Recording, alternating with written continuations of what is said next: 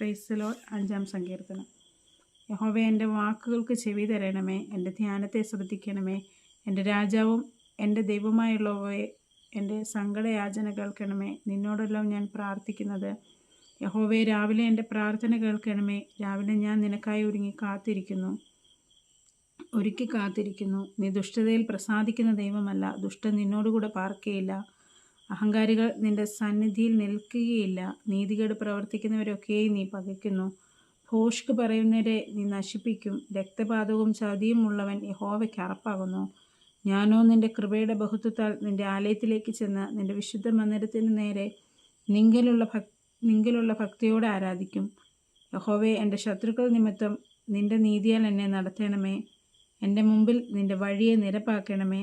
അവരുടെ വായിൽ ഒട്ടും നേരില്ല. അവരുടെ അന്തരംഗം നാശകൂപം തന്നെ. അവരുടെ തൊണ്ട തുറന്ന ശവക്കുഴിയാകുന്നു. നാവുകൊണ്ട് അവർ മധുരവാക്ക് പറയുന്നു. ദൈവമേ, അവരെ കുറ്റം വിധിക്കണമേ. തങ്ങളുടെ ആലോചനകളാൽ തന്നെ അവർ വീഴട്ടെ.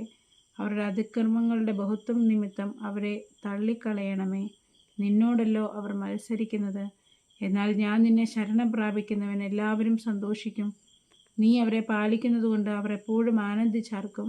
നിന്റെ നാമത്തെ സ്നേഹിക്കുന്നവർ നിന്നിൽ ഉല്ലസിക്കും. യഹോവേ, നീ നീതിമാനെ അനുഗ്രഹിക്കും. പരിച കണ്ടവെന്ന പോലെ നീ ദയ കൊണ്ട് അവനെ മറയ്ക്കും. ആമേൻ.